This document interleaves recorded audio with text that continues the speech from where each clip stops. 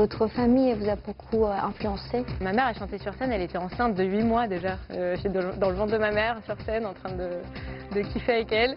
Est-ce que vous avez rencontré des difficultés durant votre carrière musicale? On prend le temps aussi de se connaître par rapport aux expériences qu'on vit. Moi j'ai toujours rêvé de faire ça et de pouvoir chanter dans le maximum de pays justement pour faire passer des messages de paix, de tolérance et d'amour. Quel aspect de la culture chinoise voudriez-vous découvrir? Tout bonheur en ce monde vient de l'ouverture aux autres. Toute souffrance vient de l'enfermement en soi-même. Qu'est-ce qui a changé chez vous en 8 ans? Oula.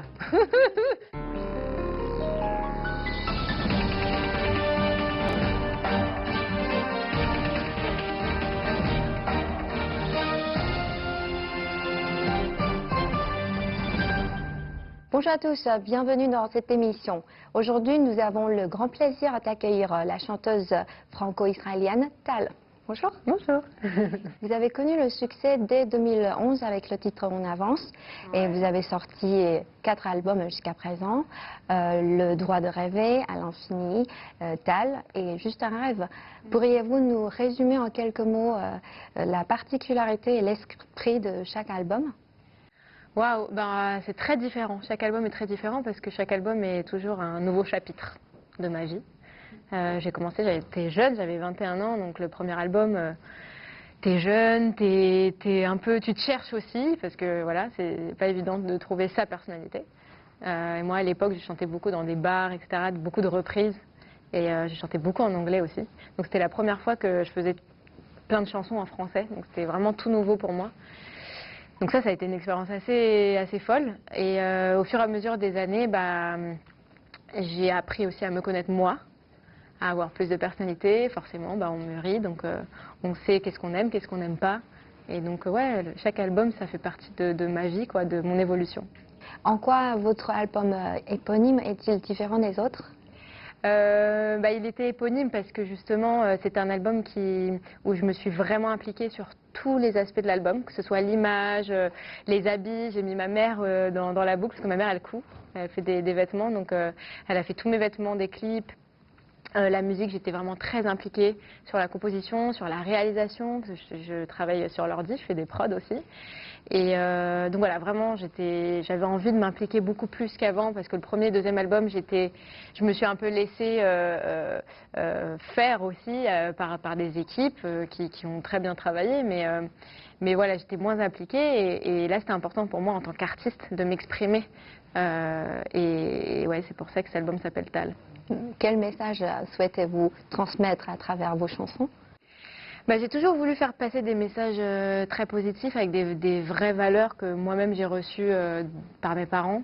Je viens d'une famille très modeste, très simple, mais très ouverte d'esprit.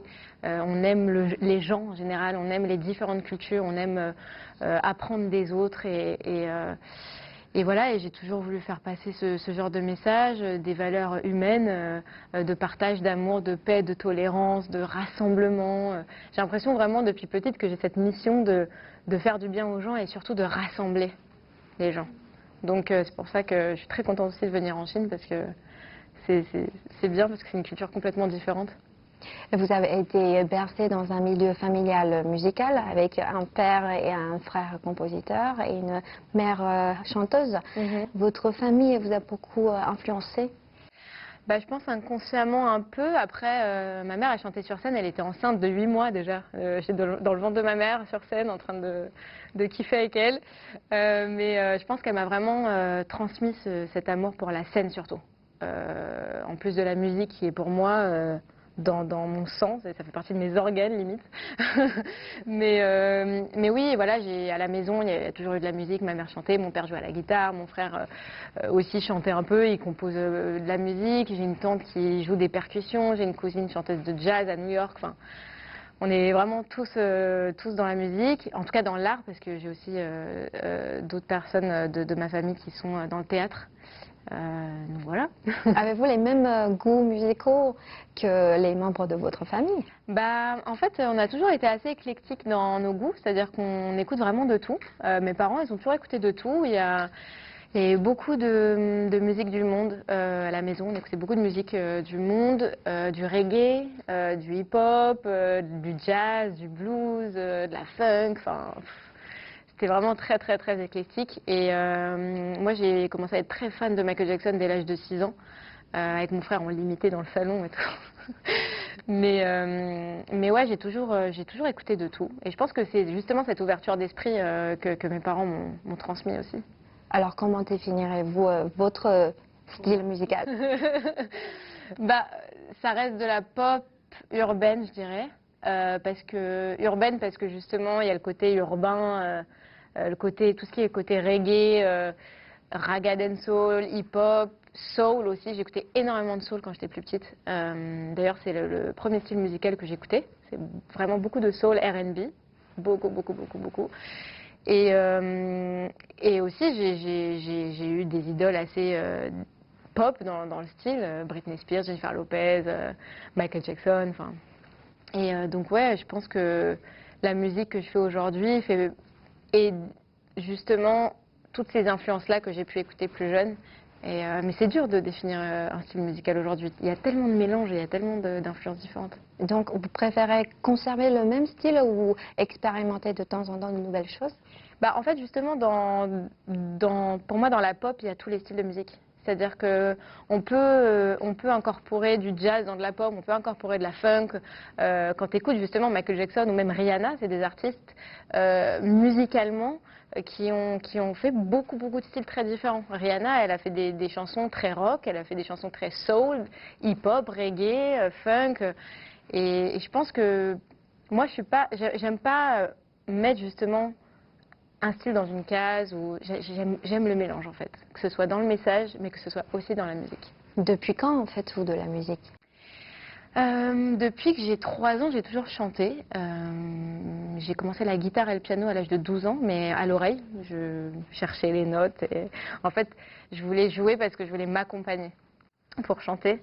D'ailleurs, mes parents ils m'ont dit bon, on va te mettre un prof de piano comme ça, tu vas devenir une vraie pianiste. Et au bout du 2e cours, j'ai dit non, non, non, je veux m'accompagner direct parce que je voulais pas passer par le solfège, il faut apprendre et tout. J'avais pas ce côté rigueur. J'étais une petite faux folle qui avait une passionnée quoi. J'avais envie de chanter, j'avais envie de. Et d'ailleurs, je le suis toujours aujourd'hui, hein, ça se voit même quand je parle. Au début de votre carrière, vous avez chanté dans des pianos-bars. Ouais. C'est le cas de nombreux musiciens. Qu'est-ce que cette expérience vous a apporté? Je pense que c'est la plus belle école pour faire ce métier parce que si je fais ce métier, c'est pour faire de la scène surtout. C'est pour faire des tournées, c'est pour chanter dans le maximum de pays possible. Ça, c'est un très grand rêve depuis toute petite et je pense que je le réaliserai un jour. J'ai chanté énormément dans les pianos-bars parce que c'est ce qui me rendait heureuse, tout simplement. De monter sur scène, de chanter des chansons, d'avoir un public en face de soi et de partager des émotions, de partager justement mes influences qui sont différentes aussi. Et pour moi, c'est enrichissant. C'est vital, limite. Vous avez gagné votre popularité et avez remporté plusieurs récompenses, comme par exemple le prix très convoité, l'artiste féminine francophone de l'année au NRJ Music Awards. Parmi tous les prix que vous avez obtenus, quel est le plus mémorable ou le plus significatif pour vous? Le plus mémorable, bah déjà la première fois que j'en ai reçu un, c'est fou parce que tu t'y attends pas du tout. Tu viens d'arriver dans le milieu de la musique. Moi, je connais énormément d'artistes qui n'ont pas la chance de vivre de leur passion, de leur métier, et c'est pas facile tous les jours pour les artistes, surtout aujourd'hui. Donc c'est une chance de pouvoir recevoir un prix comme ça. Celui qui m'a marqué le plus, je crois que c'est le World Music Award à Monaco, parce que c'est World Music Award, c'est genre waouh. Même Michael Jackson, il en a reçu un, donc je me suis dit oh là là, c'est un truc de fou. J'arrivais pas à réaliser. Et donc ça, franchement, c'était inattendu parce que je suis seulement une artiste française, je suis pas connue dans le monde, et du coup de recevoir un World Music Award, j'étais là waouh, pourquoi moi en fait? Et c'était assez incroyable. Quand vous avez remarqué que vous êtes devenue un peu connue? Bah, en sortant dans la rue. En sortant dans la rue, je sors de chez moi pour, je sais plus, je voulais acheter, je sais plus ce que je voulais acheter, enfin bref, je sors de chez moi Et les gens me reconnaissent dans la rue. Ah, Tal! Et je suis là. Euh, Bonjour. Et en fait, c'est hyper gênant parce que la première fois que ça arrive, tu as l'impression que, en fait, que tout le monde te connaît, mais tu connais personne. C'est assez bizarre comme sensation. On a l'impression de ne pas avoir de vie. Enfin, c'est assez bizarre comme sensation, ouais, la première fois. Après, bah, forcément, on s'y habitue, mais... Qu'est-ce qui fait le charme du métier de chanteur? La passion, d'être passionné. D'être passionné, c'est un métier de passion et c'est un métier qui est tellement riche parce que la musique, c'est riche en émotions, c'est riche en messages. Ouais, donc je dirais que c'est ça le charme de la musique. Si être une star peut avoir de nombreux avantages, cela a également des inconvénients, comme ce dont vous avez parlé. Ça vous gêne parfois de voir les gens. Quels sont ces inconvénients? Alors, je suis peut-être très connue en France, etc., mais ma vie de tous les jours, c'est une vie très simple. J'ai les mêmes amis depuis des années, je suis très proche de ma famille, j'ai un appartement très simple, tout en bois, trop mignon. Voilà, j'ai pas des goûts de luxe, etc. Donc, le fait d'avoir une vie très simple au quotidien, bah, parfois j'oublie que je suis une star, tu vois. Et du coup, bah, quand je sors dans la rue et que les gens me reconnaissent ou les inconvénients, c'est surtout parfois quand moi ça m'est déjà arrivé une fois, je sortais dans la rue, j'étais pas maquillée, j'étais fatiguée, enfin bref, et il y a un monsieur qui a pris son portable et qui m'a fait ça comme ça. Mais genre, le portable était là. Et tu sais, quand quelqu'un te prend en photo de près comme ça, t'as une tête dégueulasse. Oui. Et donc il m'a pris comme ça, il m'a même pas dit bonjour, rien, il m'a fait comme ça. Et j'ai regardé, je fais bonjour.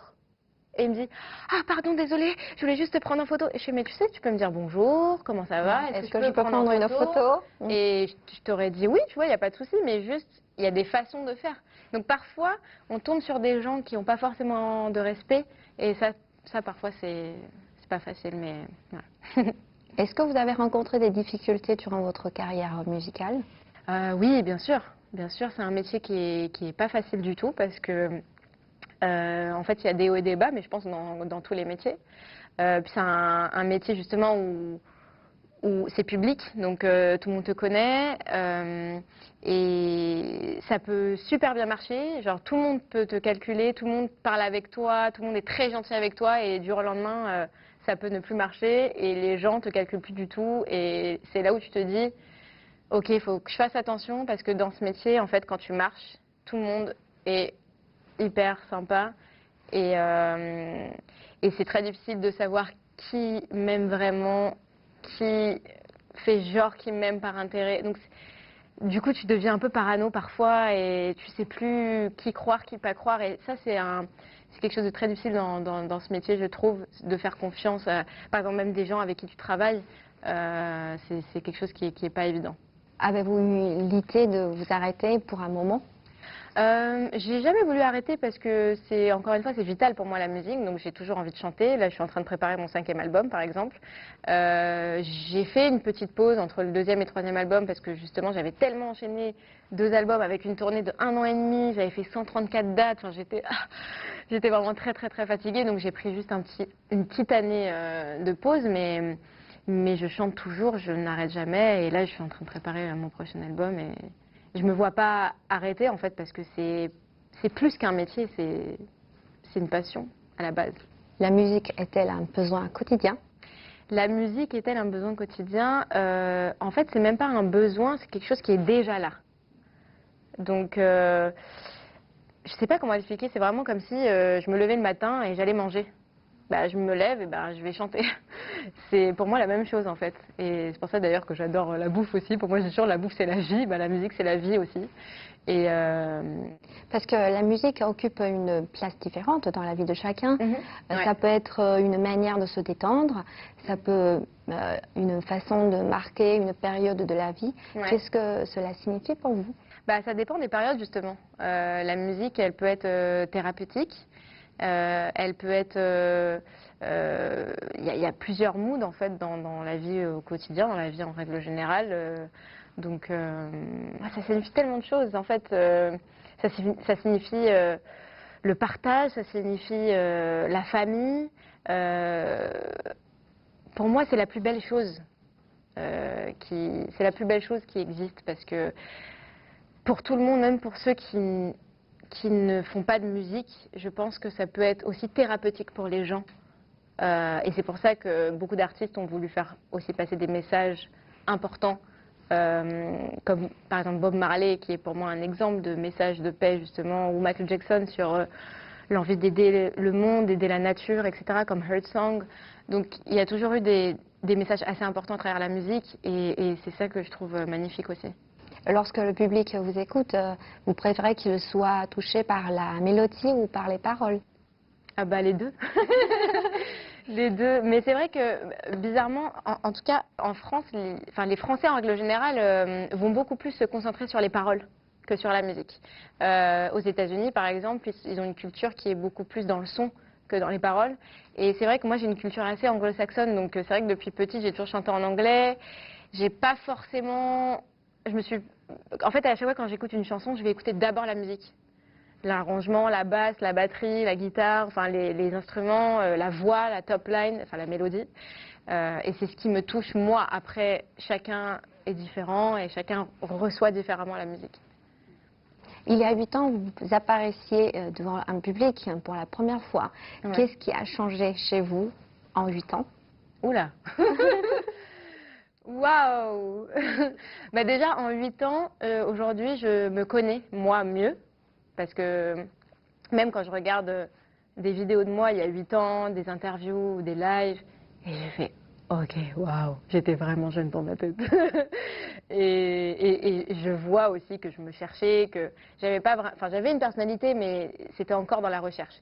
Et forcément, bah, plus on prend de l'âge et plus on prend le temps aussi de se connaître par rapport aux expériences qu'on vit, que ce soit dans la musique ou même dans la vie personnelle. Et aujourd'hui, j'aborde différemment la musique. J'interprète différemment. Mais ça, c'est normal, c'est par rapport Le temps. au temps. Et, ouais. Vous êtes une artiste aux multiples facettes. Vous êtes Ouais. chanteuse, mais également actrice et danseuse. Vous avez appris le piano, la guitare, et vous êtes également fascinée par la mode. Ouais.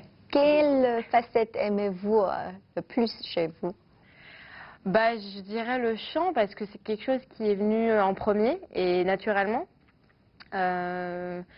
Après, voilà, j'ai toujours chanté, donc je dirais le chant. Ensuite, je dirais la guitare, les instruments en règle générale, parce que, alors oui, je joue de la guitare et au piano, bon, je m'accompagne, mais j'adore jouer au percu, à la batterie, enfin, je m'amuse, parce que j'aime beaucoup les instruments, je suis pas batteur ou... Mais j'aime les instruments en règle générale, et puis, bon, ça c'est la musique, et puis surtout le théâtre. J'ai fait 4 ans de théâtre et j'ai toujours aimé jouer des personnages, ça me plaît beaucoup. Et puis la danse, j'ai fait 2 ans de modern jazz quand j'avais 10 ans, après j'ai fait 4 ans de hip-hop, donc la danse aussi fait partie de mes passions, mais en premier je dirais le chant. Quand on a atteint une certaine notoriété, il est très commun de développer d'autres activités. C'est Oui. comme ça que vous voyez les choses? Pas forcément, parce que par exemple on m'a proposé des petits rôles, mais moi-même j'ai voulu prendre des cours justement pour me remettre, parce que effectivement j'ai fait 4 ans de théâtre mais plus jeune, mais c'était il y a longtemps et je pense que déjà il faut jamais rester sur ses acquis, je me considère pas comme une super comédienne, je pense qu'il faut apprendre tous les jours on apprend et c'est que comme ça qu'on évolue et qu'on devient de grands artistes. Donc je pense pas que c'est la notoriété qui fait que on peut avoir plusieurs choses. Alors oui, ça aide, mais moi, j'aime pas rester sur mes acquis. J'ai toujours envie d'apprendre, j'ai toujours envie d'évoluer, j'ai toujours envie de... Je vois toujours plus loin, en fait. Et dans le cinéma, par exemple, je rêverais d'avoir un rôle principal dans un film, mais j'aimerais beaucoup travailler en amont aussi pour justement aussi me dire, ça y est, je suis prête, je vais pouvoir vraiment bien incarner mon rôle et bien le faire, donc, parce que c'est un vrai métier. Et il y a énormément d'artistes qui prennent des années et des années de cours justement pour... donc voilà. Quel est votre rêve musical? Vous l'avez réalisé? Alors, j'ai réalisé une part de mon rêve. C'est-à-dire que depuis petite, j'ai toujours rêvé déjà de faire un album tout en anglais. Ça, je ne l'ai pas encore fait. Mais je le ferai un jour, je sais.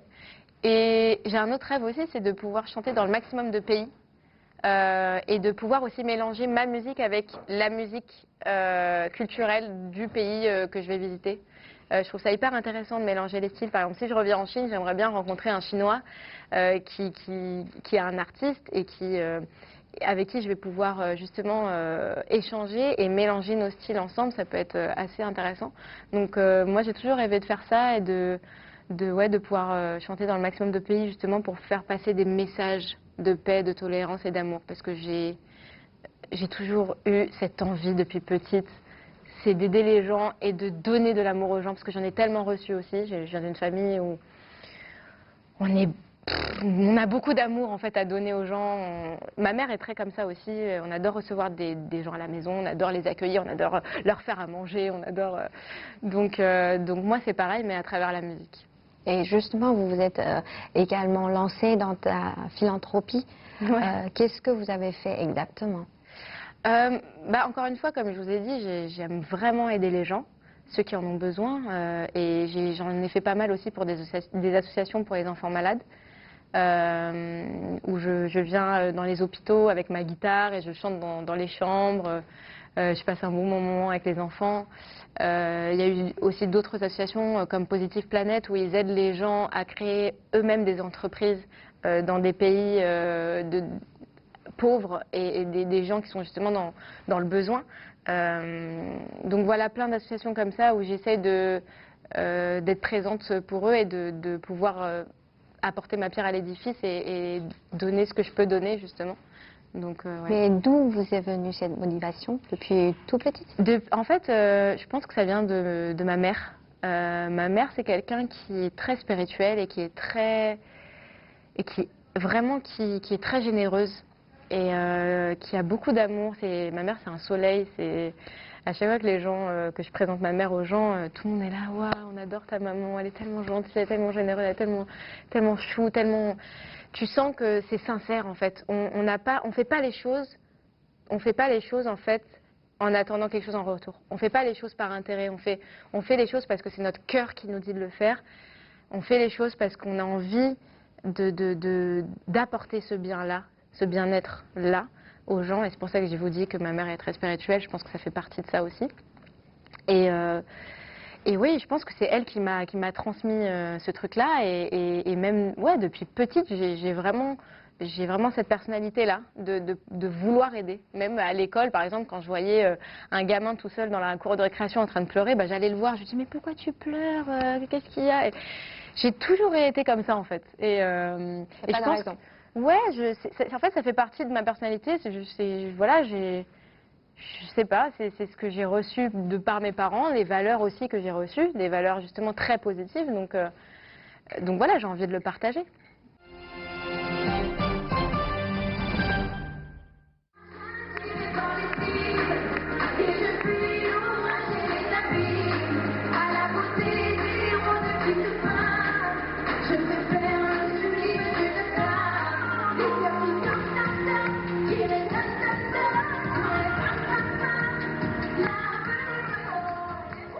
Vous avez été invitée à chanter pour le gala de la CCI France-Chine.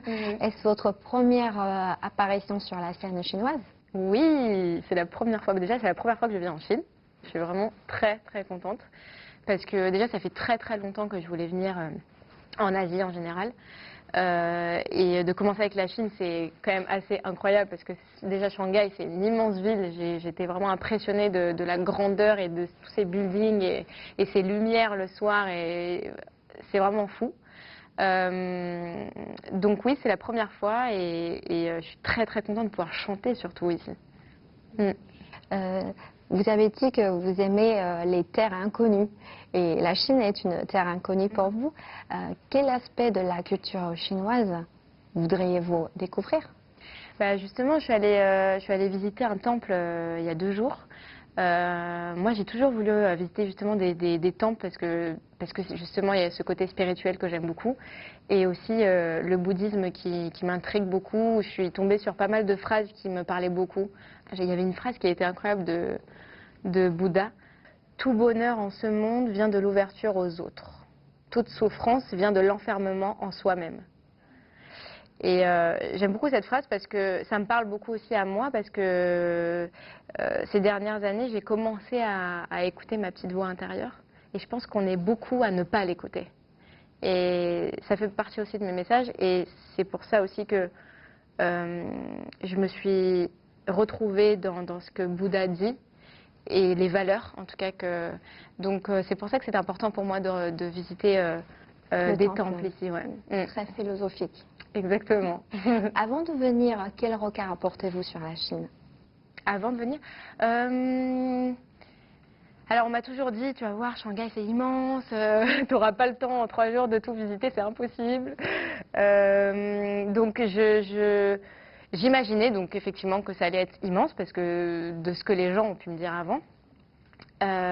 Mais en fait, ça fait 8 ans que je vais chez une fille qui me fait les ongles, qui est chinoise, et qui m'a appris quelques phrases en chinois, parce que moi j'adore les langues. Je lui ai dit, apprends-moi des phrases s'il te plaît, comme ça quand je vais en Chine, je vais pouvoir au moins dire bonjour, comment ça va, etc. Ni hao, ni hao ma, wa hi ha, ni ne. C'est ça? C'est Pukachi, enfin voilà, j'adore. Et j'ai même enregistré parfois avec mon portable pour pas oublier. Mais j'aime beaucoup les langues, j'aime beaucoup apprendre les langues. Vous connaissez d'autres langues? Je parle français, je parle hébreu, anglais, un tout petit peu espagnol. Mais je rêve de pouvoir parler toutes les langues, mais c'est tout ce que je sais pour l'instant. Est-ce que la Chine que vous voyez ici correspond à l'image que vous avez imaginée? Encore une fois, l'immensité de Shanghai, en tout cas. Après, j'imagine qu'en dehors de Shanghai, c'est très différent aussi. Moi, j'ai regardé, je me suis un peu renseignée sur Internet de la Chine en général. Et moi, j'adore la nature, donc j'ai regardé un peu en termes de nature qu'est-ce qu'on peut voir en Chine. Et j'ai vu qu'il y avait des endroits magnifiques, très verts, où c'est des montagnes, même des plages très jolies. Donc là, malheureusement, je viens pour un court moment, mais je pense revenir pour pouvoir visiter un peu aux alentours de Shanghai, justement. Pensez-vous revenir en Chine pour y donner des concerts? Ah mais j'en rêve, j'en rêve. Mais pour pouvoir donner des concerts en Chine, il faudrait que les Chinois me connaissent, les gens me connaissent. Donc j'espère un jour pouvoir avoir cette chance-là de donner un concert ici. Ce serait un très grand rêve. Est-ce que vous connaissez des chanteurs chinois? Non, du tout, du tout. Justement, j'ai demandé au taxi hier de mettre la radio pour écouter un peu la musique ici, parce que je ne connais pas du tout. Et j'ai découvert une chanteuse, alors je ne sais pas comment elle s'appelle, mais ça avait l'air pas mal. Et vous connaissez la musique chinoise? Je connais vite fait par Julie qui me fait les ongles depuis 8 ans, parce qu'elle met toujours des musiques chinoises, mais je ne sais jamais les noms des artistes, parce que voilà, ça reste en fond et c'est toujours très agréable aux oreilles. Et quelle était votre impression sur les chansons chinoises? Et bien justement, on sent vraiment cette culture un peu... moi, ça me fait penser un peu au... Parce que ma tante donne des cours de tai chi. Et elle met souvent des musiques un peu asiatiques. Alors je sais que les musiques asiatiques sont très différentes, la Chine, le Japon, etc. C'est des cultures très différentes. Mais elle utilisait pas mal de musique chinoise justement pour donner ses cours. Et ça me faisait penser à ma tante. Donc, ouais. En plus de la musique, qu'est-ce que vous voulez faire? Vous aimez faire? En plus de la musique, qu'est-ce que j'aime faire? J'aime manger. Ça se voit pas, mais j'adore manger. Surtout la nourriture du monde. Manger, j'aime voir mes potes, aller au cinéma. Franchement, des choses très simples de la vie. Les choses très simples, pour moi, c'est là où est vraiment le bonheur. D'être avec sa famille, de profiter de ses parents, de faire à manger, d'être autour d'une table avec ses amis, de manger, de rigoler, de boire. Pour moi, ça, c'est vraiment la vraie vie, quoi. Merci. Merci d'avoir partagé votre passion pour la musique. Merci à vous. Comment dire en chinois? Oui, c'est. Merci. Voilà, c'est la fin de cette émission. À la prochaine.